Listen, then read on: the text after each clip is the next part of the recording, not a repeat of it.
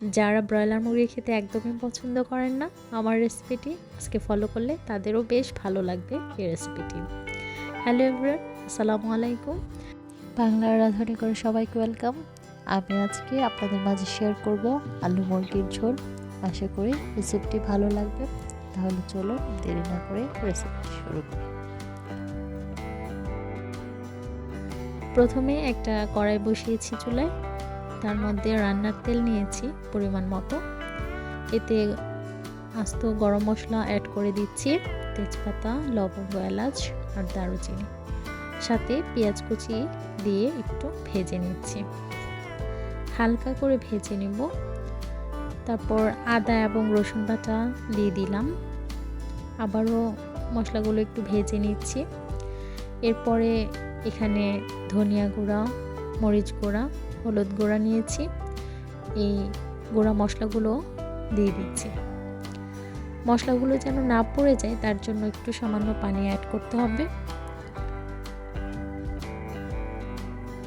এখানে আমি স্বাদ মতো লবণ দিয়ে দিলাম, তারপর জিরা বাটা দিয়ে দিচ্ছি।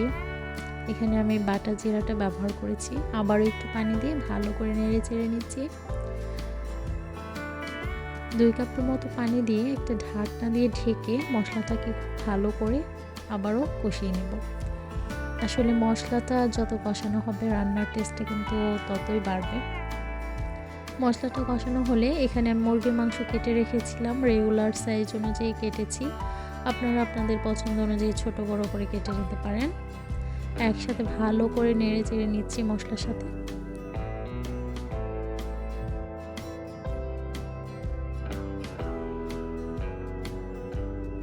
এই রান্না একটু স্পাইসি ব্যবহার করলে খেতে বেশ ভালো লাগে। আপনারা ঝালের পরিমাণ অবশ্যই বাড়িয়ে কমিয়ে নেবেন। একটা ঢাকনা দিয়ে ঢেকে কিছুক্ষণ কষিয়ে নিচ্ছি। ব্রয়লার মুরগি রান্নার ক্ষেত্রে বেশি পানি ব্যবহার না করা ভালো। কষানোর সময় একদমই আমি পানি ব্যবহার করিনি। মাংসের গায়ে থেকে যতটুকু পানি বের হয়েছে ততটুকু দিয়েই মিডিয়াম আঁচে রেখে এটাকে কষিয়ে নেব। একটা আস্ত রসুন দিয়ে দিচ্ছি, যেহেতু আমি রসুন অনেক বেশি পছন্দ করি তার জন্য যে কোনো মাংস রান্নার ক্ষেত্রে আমি রসুন ব্যবহার করি, আস্ত রসুন। মুরগি রান্নার ক্ষেত্রেও একটা আস্ত রসুন দিয়ে দিলাম। মশলাটা কষানো হয়ে গেছে। অনেকে এই পর্যন্তই রান্নাটা রেখে দিতে পারেন, এতটুকু মাখা মাখা করে খেতে পারেন। আমি যেহেতু ঝোল রান্না করব তার জন্য আর একটু নেড়ে চেড়ে একটু গরম পানি অ্যাড করে দিচ্ছি।